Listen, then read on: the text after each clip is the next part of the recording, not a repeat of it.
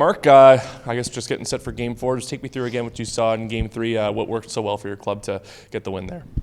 Well, I thought we stayed patient with our game plan and stayed with it. Again, our forecheck is the strength of our team. So I thought in the second we found our legs a little bit more and a little bit more execution. And we turned over some pucks and got some chances. And, I thought we got into the dirty areas there in front of the net. And that's something that we're going to have to continue with. They do it as well. It's at both ends of the rink. You talked about the potential of potentially, I guess, nerves for some of these guys. There's not been a lot of playoff experience on this team, but what do you think just getting the win does for those guys and maybe just get them a little boost of confidence heading into that next game tomorrow? Well, I hope it does. I mean, it's we'll see tomorrow, but I feel like there was a lot of energy in practice today. I felt like there was a lot more conversation going on in the dressing room this morning and a little bit of lightheartedness, so I hope it means a lot. The first period last night, you said you would go back and you guys were going to look at it this morning. What did you see? You know what?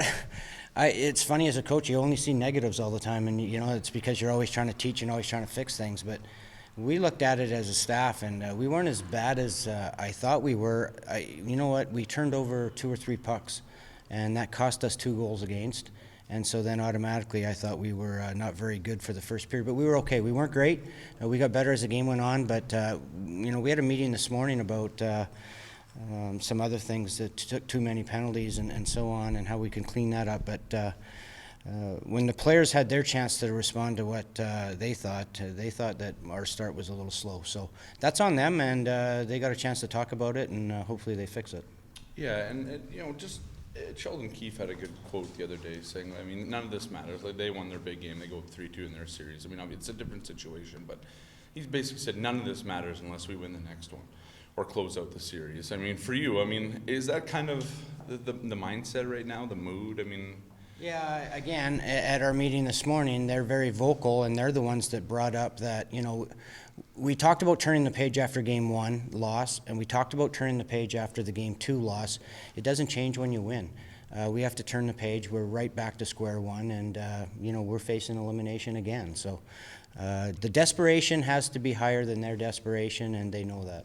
It seems like the team knows. I mean, you've kind of emphasized it twice here now, like saying that the team suggested that. It wasn't just, you don't have to go in there and say that. How important is that for a team? I think it's huge. I think they need to have skin in the game. They need to be the ones that take responsibility for their own game. We can say certain things, but unless it comes out of their mouths, unless they mean it with each other, then it's not as important. So, as I said, they're a very vocal group, and we give them that opportunity to speak, and they're the ones that are playing, so they know more. Jacob, you got anything? If you think that you've noticed a newfound level of poise from Morgan Barron since he's come down with the Jets. Do I think it's new? No, I think I give him a lot of credit. Yeah, he's come down from the Jets, and he's played the exact same way I watched him play when he was with the Jets. He's strong on pucks. He's strong on the wall. He has a will to win, will to compete, and I got nothing more to say about him. He's a good hockey player, and he wants to show it every minute of the time he's on the ice. One last one for me. What have you seen from Chiz and Gavanka that contributes to them being such a huge factor in this series? Well,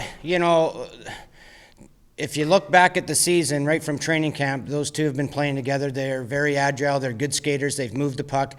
They've both had really good years. They like playing with each other. To me, they're playing the exact same way they've played all year. Now, there's been games in and out that they've been injured, COVID, all sorts of different things. Call-ups has broken that pair up. They've been a tremendous pair for the whole season.